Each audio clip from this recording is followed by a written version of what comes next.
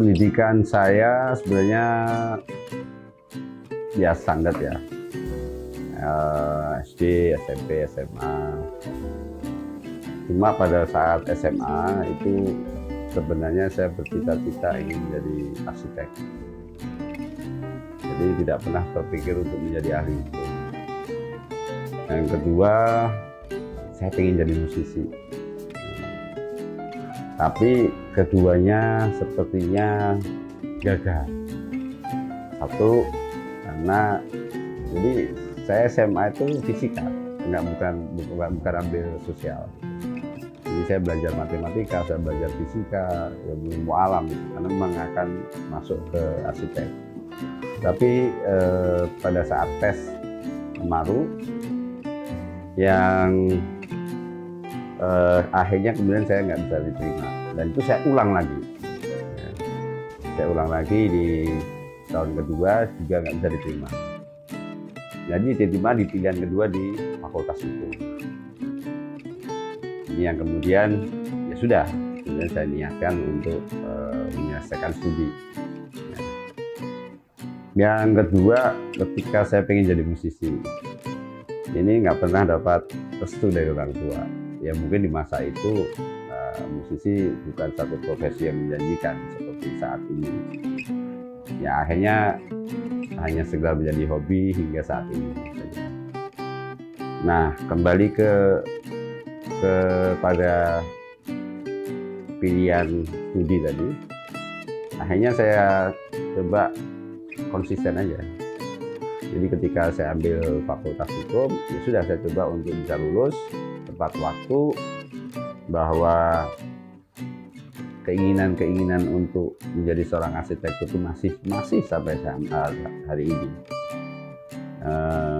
Jadi ketika misalnya kami membangun masjid di perumahan kami, saya yang mendesain. Ada beberapa teman yang bikin rumah, saya juga mendesain. Itu ada kebanggaan sendiri ya, walaupun memang kemudian bukan jadi profesi.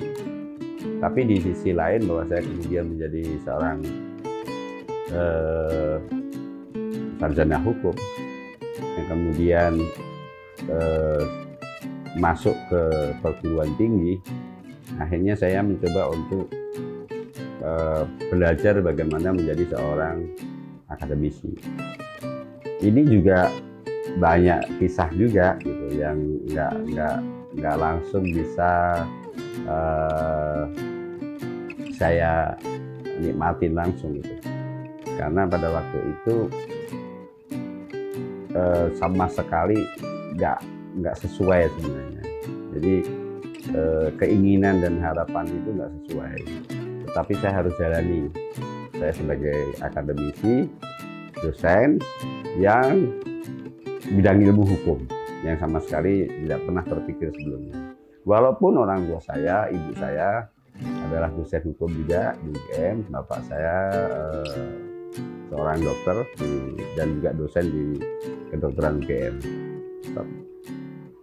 Tapi saya mencoba untuk menjalaninya ya, dengan tahapan-tahapan yang memang harus saya lakukan. Akhirnya saya studi S2 dan S3 dan seterusnya. Bahwa kemudian di saat S2 itu lulus, ini ada cerita yang menarik. Kok kayaknya belum juga bisa incas gitu ya, menjadi seorang ahli hukum gitu. Saya sempat berpikir untuk berpindah profesi waktu itu, mau bisnis gitu ya.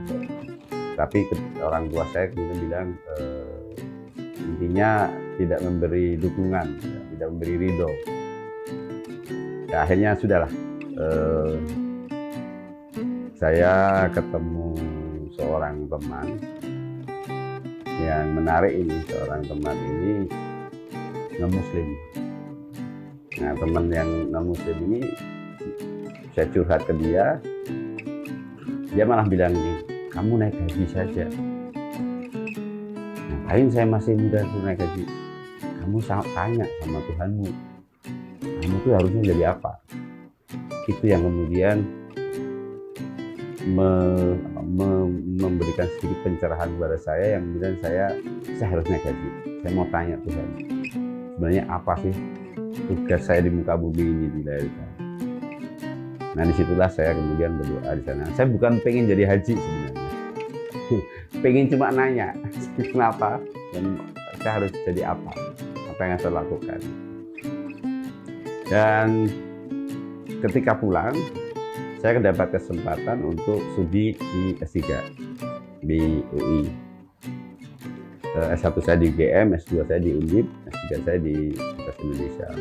Nah di sana saya kemudian mungkin karena doa itu saya dipertemukan dengan profesor saya, Profesor Elman Rajakudu, seorang yang paling ahli dan paling expert di bidang hukum ekonomi. Dan dia langsung seperti mengajak saya, bilang, kamu saya bimbing, kamu harus jadi santri saya, kamu harus nyantrik sama saya. Jadi selama pendidikan S3 itu saya ngikut beliau. Bahkan di tahun terakhir itu saya harus tidur di kantor beliau. Saya ikutin apa sih dosen itu apa. Dan saya lihat semua yang beliau lakukan. Nah ini mungkin jawaban doa itu terjawab karena dikirimlah seorang Prof. Elman tadi membimbing saya. Oh ternyata dosen itu nggak cuma keluar masuk kelas.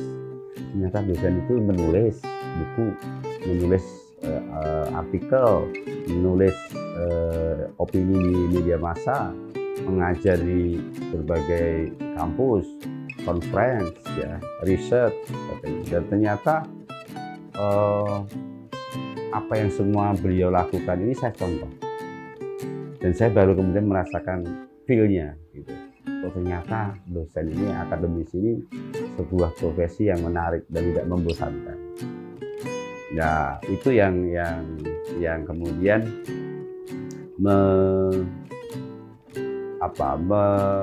mendoktrin saya bahwa oke lah, saya harus konsisten, saya harus istiqomah. Begitu lulus doktor, saya coba terus tingkatkan karir saya, yang akhirnya alhamdulillah saya dapat gelar guru besar. Ini yang kemudian menjadi pegangan saya bahwa ternyata nggak semua yang kita inginkan itu selalu diberikan Tuhan. Tuhan akan memberikan sesuatu yang lain yang mungkin lebih tepat. Nah, jadi kalau saya sebenarnya tuh pengen dawet, ya, misalnya minum es dawet gitu, tapi ternyata dikasih Tuhan mungkin kamu es kolak aja, ini lebih tepat buat kamu. Ya. Dan ini yang kemudian tidak pernah kebaikan. Artinya Tuhan tidak menelantarkan saya, Dia hanya mengganti keinginan saya dan diberikanlah yang terbaik. Hingga saya menjadi guru besar tadi, alhamdulillah guru besar yang pertama di Fakultas Hukum Universitas Indonesia Jakarta. Itu kalau tentang karir akademis. Saya main musik sejak ke SD, jadi memang sudah suka musik. Dari musik yang dulu namanya folk song ya, kalau zaman dulu folk song gitu. Kemudian masuk pop, kemudian masuk ke genre yang ya zaman mungkin SMA ya, udah mulai rock gitu kan, metal dan seterusnya. Saya melihat musik itu ada dua, satu sebagai hiburan, satu sebagai sebuah isme. Ya, sebagai sebuah pemahaman, ideologi. Tapi ada juga musik yang sekedar menghibur. Nah, kalau tadi misalnya disebutkan, misalnya saya penggemar Iwan Fals, saya penggemar slang misalnya gitu. Karena mereka menyuarakan sebuah ideologi. Mereka menyuarakan sebuah realitas yang mungkin carut marut yang harus dibetulkan. Dan ini kebetulan juga sepanjang hidup saya ini kayak dua musisi ini ya, ini kayak menjadi theme song saya gitu. Iya, jadi ketika kami masa muda memberontak dan sebagainya, itu jiwa kami ikut menyuarakan, walaupun di zaman itu susah ya. Di zaman ya Orde Baru nggak bisa orang bisa bebas ya. Saya lihat konsernya Iwan yang kemudian ditangkap polisi dan sebagainya, itu saya lihat juga. Saya lihat selain yang kemudian pentas di TV sekali, habis itu nggak boleh lagi masuk TV gitu kan. Ini gambaran bahwa ada sesuatu yang harus diperjuangkan. Dan itu terus ya, sampai pada reformasi pun mereka juga menyuarakan, dan saya juga ikut bagian daripada apa ya, kalau mau disebut, saya juga bagian dari seorang demonstran gitu kan. Yang waktu itu S2 saya menggerakkan demonstrasi di Semarang gitu, untuk mengganti rezim ini. Dan itu sama terus nih, dengan musik yang saya ikuti. Selain musik-musik yang memang saya ikuti sebagai hiburan ya, dengan berbagai macam grup dan genre-nya. Sekarang kalau kita bicara peradilan kita, sudah idealkah? Belum ya, saya katakan belum. Tetapi bahwa kita berproses ke sana, iya. Butuh waktu, iya. Kenapa? Karena kita kan mengalami transformasi ya. Zaman otoritarian Orde Baru, lalu kita masuk ke reformasi.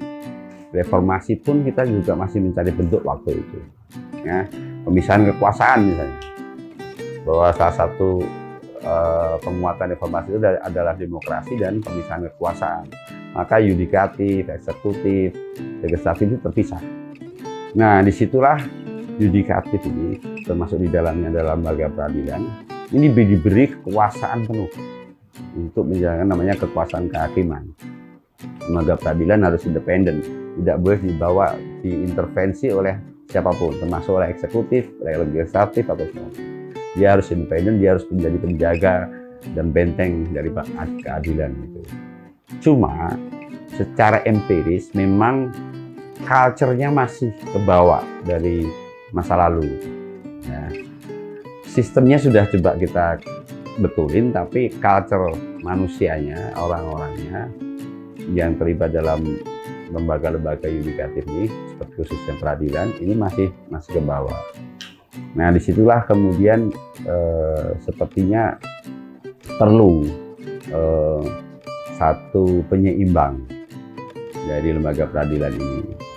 Kenapa? Karena kekuasaan kehakiman ini memberikan kewenangan yang besar dan penuh, yang independen pada seorang hakim. Bahwa hakim harus memeriksa hingga memberi putusan itu berdasarkan fakta-fakta peradilan, kemudian peraturan undangan dan sebagainya. Kemudian dia membuat suatu putusan, itu dia sebagai wakil Tuhan. Maka setiap akhir putusan hakim itu kan demi keadilan berdasarkan ketuhanan yang Maha Esa. Nah, ini nggak boleh diganggu gugat kekuasaan. Jadi putusannya apapun itu tidak bisa diganggu gugat oleh siapapun. Nah, hanya jadi putusan hakim itu hanya boleh dirubah oleh putusan hakim selanjutnya. Jadi ada upaya banding, kasasi dan sebagainya. Itu bagian daripada doktrin ini berlaku di mana? Di mana saja. Jadi memang secara ilmu hukum, secara teori, secara filosofi, bahwa hakim harus diberi kewenangan mutlak. Nah, cuma memang kemudian ada persoalan dengan lembaga peradilan kita, apakah kemudian lembaga peradilan kita ini bisa menjaga independensi hakim ini benar-benar independen. Itu yang kemudian menjadi banyak pertanyaan. Ya, muncul di media, masih ada mafia peradilan, masih ada mafia kasus, ada sogok menyogok dan sebagainya, ada upaya-upaya untuk mengintervensi seorang hakim. Dan lembaga peradilan ini secara culture belum bisa move on benar-benar sebagai lembaga independen yang bersih dan sehat. Tapi bahwa saya optimis, ya, saya sangat optimis bahwa kita akan suatu hari bangsa ini akan mencapai di mana masyarakatnya itu mempercayai hukum dan lembaga peradilan. Selusin kepala tak berdosa, berteriak hingga serah di dalam negeri yang congkak, lalu tenang dalam tertawa.